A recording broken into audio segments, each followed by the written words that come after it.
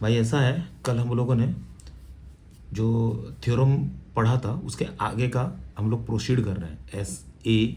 S पढ़ लिया था, अभी हम लोग क्या पढ़ लिया था? एस पढ़ लिया था, ठीक है। आज ये अभी हम लोग क्या पढ़ रहे हैं? अभी कहाँ जाएंगे हम लोग? उसके आगे का एरिया क्या जाएंगे? एस में क्या पढ़े थे हम लोग? साइड, एंगल, साइड पढ़ लिया था। अभी कहाँ जाएंगे हम लोग? हमारी जो दुनिया है कहाँ पर लेके जाएगा अभी हमको? ए के दुनिया में जाएगा, यानी ट्रायंगल का क्या चीज़? ट्रायंगल का दो ट्रायंगल पकड़ रहा हूँ भाई, एंगल और साइड, ठीक है। एंगल साइड या एंगल साइड एंगल, तुम्हारे कहने का मतलब वही है ना? एंगल, ठीक है, साइड एंगल साइड एंगल, इसके साथ खेलोगे। यानी दो ट्रायंगल जिनका क्या हो जाएगा? जिनका दो एंगल इक्वल है, दो ट्रायंगल जिनका दो एंगल इक्वल है और एक साइड इक्वल है, तो हो जाएगा दोनों कॉन्ग्रुएंट। कॉन्ग्रुएंट का मीनिंग क्या है भाई? क्या है कॉन्ग्रुएंट? एक ट्रांसपोज की वर्ड यूज होता है, एक को लेके दूसरे के ऊपर क्या कर देंगे? सुपर इम्पोज कर देंगे। ट्रांसपोज नहीं यूज करोगे, एक्चुअली सुपर इम्पोज करोगे, ठीक है। हथेली के ऊपर हथेली जैसे हम लोग डाल देते हैं, तो हमारा वो कॉन्ग्रुएंट में आ गया, ठीक है। तो थ्योरम 7.1 क्या बोलता है? 7.1 का जो थ्योरम है क्या बोलता है? वो थ्योरम ये बोलता है कि two triangles are congruent, to triangle congruent है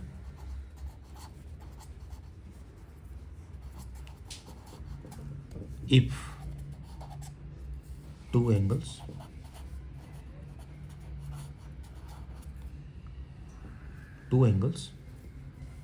एंड, वर्ड याद रखना, एंड द इंक्लूडेड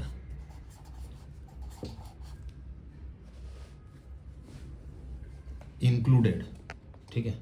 क्या है? इंक्लूडेड वाला जो पार्ट है ना, ठीक है। इंक्लूड हुआ है इसमें। इंक्लूडेड क्या? Included side of one triangle are equal to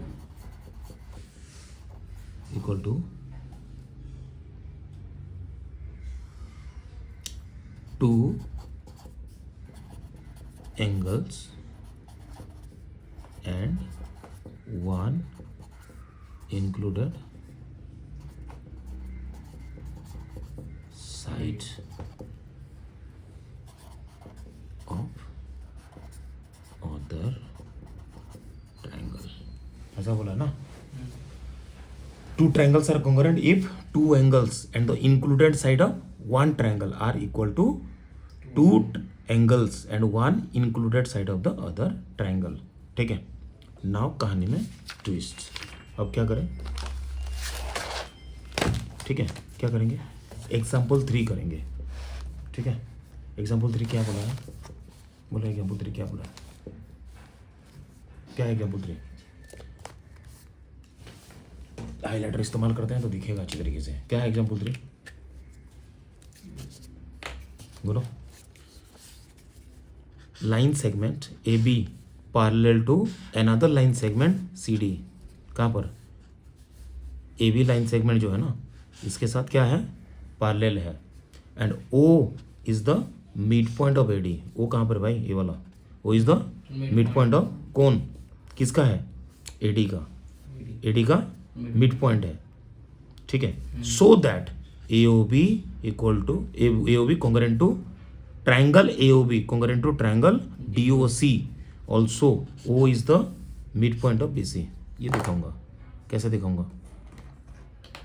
क्या करूंगा? स्टेप बाय स्टेप चलता है। मेरे पास दो ट्रायंगल है, कौन कौन है? AOB एंड DOC है। क्या क्या है? AOB एंड DOC है। अच्छी बात यह है कि अगर हम लोग डायरेक्ट NCERT बुक को पॉइंट आउट करके देख रहे हैं तो हमारा समय थोड़ा बच रहा है और उनके राइटिंग के साथ भी आर्गूमेंट हमारा हो जाएगा, ठीक है। और जो भी कोई भी वीडियो देख रहा है तो उसको आइडिया हो जाएगा कि भाई ये एनसीईआरटी टेक्स्ट बुक पुराना वाला, हाँ, एनसीईआरटी टेक्स्ट बुक के किस जगह में है ये, किस पार्ट को हम लोग कर रहे हैं, ठीक है। So triangle A O B equal to triangle D O C होता है।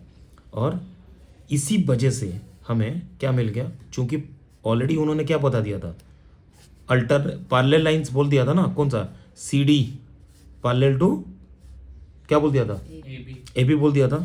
तो इसी चक्कर में मैं क्या करूँगा, angle A B O equal to angle D C O, angle A B O देखा भाई कहाँ पर है, ए बी ओ, ये वाला angle A B O is equal to angle D C O, D C O है ना,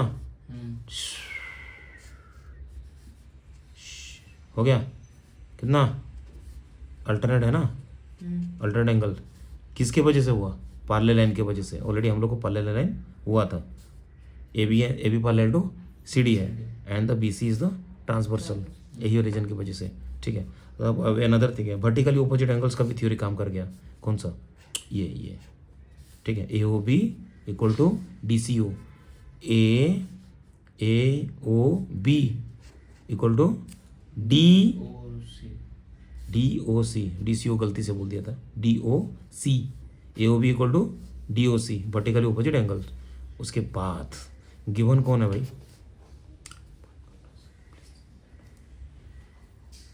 given कौन है, एक चीज और है, A O is equal to O D given है, A O is equal to O D given है, ठीक है, ऑलरेडी गिवन है। वो क्यों गिवन है, बिकॉज जो मिड पॉइंट है ना किसका, ए ओ जो है ए डी का मिड पॉइंट है, इसी वजह से। So triangle A O B equal to triangle A O B congruent to. तुम लोग एक बात बोल सकते हो, सर आप एक बात बताइए, ये कॉन्ग्रेंट क्या होती है और इक्वल क्या होती है, बताओ।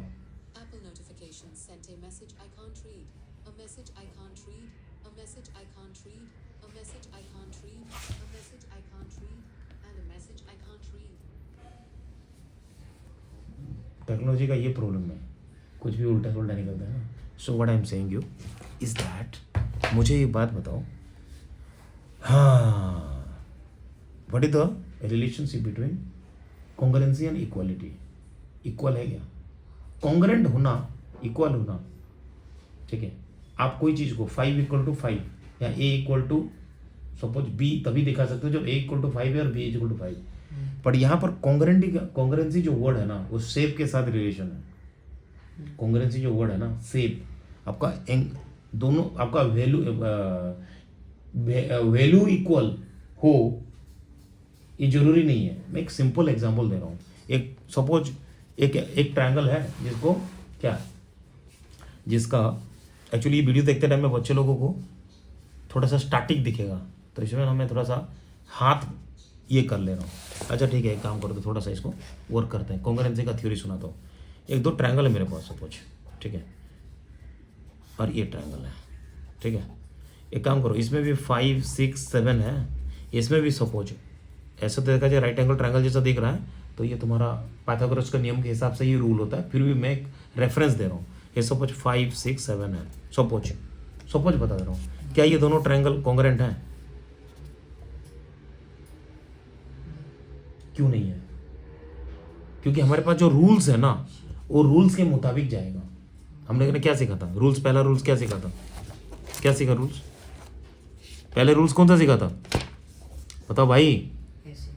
हाँ, कल क्या सीखा था रूल्स हमने, पहला रूल्स क्या सीखा था बताओ, याद करो, रिकॉल करो, रूल्स क्या सीखा था? SAS सीखा था, SAS सीखा था, उसके बाद SS सीखा था ना, उसके बाद नेक्स्ट अभी और एक बात किया हमने, क्या बात किया? ASA बात किया, क्या बात किया? ASA बात किया। उसके बाद क्या बात करेंगे, उसके बाद क्या है और एक है, अभी एग्जाम्पल किसके ऊपर बेस्ड था, एग्जाम्पल किसके ऊपर बेस्ड था? हाँ, थर्ड वाला एग्जाम्पल, हाँ किसके ऊपर? थर्ड वाला एग्जाम्पल जो है वो किसका? एंगल साइड हुआ था, क्या हुआ था, एंगल साइड हुआ था ना। सो मेरे कहने का मतलब ये है कि आपको अच्छा काम किया क्या पता तुम्हें, डायरेक्टली ये पेज, एक पेज बीच का स्किप करके सीधा एग्जाम्पल में गए हम लोग।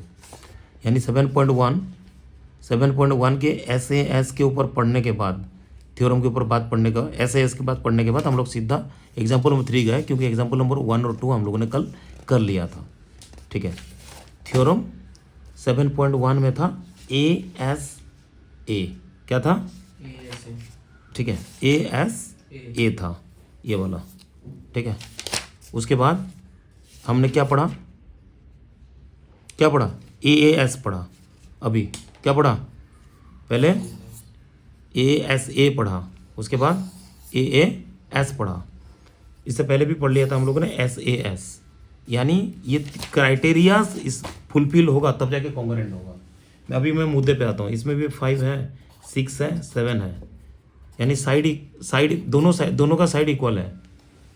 साइड वर्कआउट नहीं करेगा। ठीक है, कॉन्ग्रुएंसी में वर्कआउट नहीं कर रहा है, समझ रहे हो। एक और कंसेप्ट है सिमिलैरिटीज। तो एक वीडियो और बनाएंगे हम लोग, कॉन्ग्रुएंसी एंड सिमिलैरिटीज के दोनों के बीच का जो डिफरेंस है ना, you will get an idea. So आपको क्राइटेरिया बनाना पड़ेगा। ये ऐसा नहीं है कि ए का वैल्यू 5 है, सपोज जनरली ऐसा होता है ना, न्यूमेरिकल वैल्यू A = 5 है एंड B = 5 है, तो अलजेब्रा के नियम के मुताबिक A = B होगा। ट्रायंगल में ये वर्कआउट नहीं करने वाला है। ट्रायंगल में चूंकि कॉन्ग्रुएंसी की बात कर रहे हैं, ये वीडियो इंटरेस्टिंग बन गया है।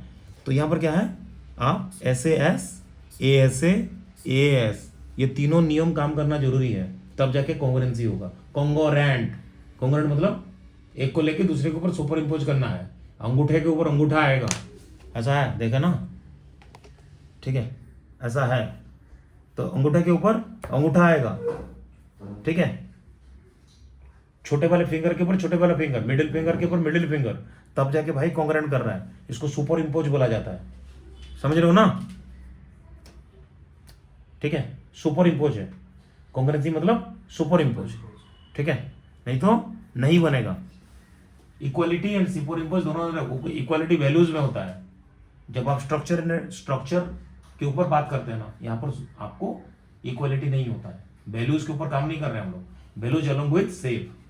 अब कहानी में ट्विस्ट, कॉन्ग्रुएंसी किसके ऊपर काम कर रहा है, value and shape. Value and shape, value को ऐसा सोच लो कि साइज सोच लो, क्या सोच लो, साइज एंड शेप। चूंकि हम लोग ज्योमेट्रिकल कॉन्सेप्ट के ऊपर बात कर रहे हैं, तो यहां पर एक वर्ड यूज हो रहा है साइज। क्या यूज हो रहा है, साइज एंड शेप, ये दोनों होगा। वैल्यू मतलब वैल्यू तो कहां पर यूज होगा, वैल्यू अलजेब्रा में इस्तेमाल होता है। ठीक है, thank you very much for this amazing video. तुम लोगों की वजह से ये बना पाया, नहीं तो नहीं बना पाता मैं। ठीक है, your kids are always amazing. ठीक है, अच्छा क्वेश्चंस पूछते हैं, बढ़िया क्वेश्चन पूछते हैं। सो हम लोग अभी क्या करेंगे, 7.1 डिस्कशन करेंगे इसके बाद का स्टेज में। वो गढ़ में पॉइंट। चलो, थैंक यू वेरी मच।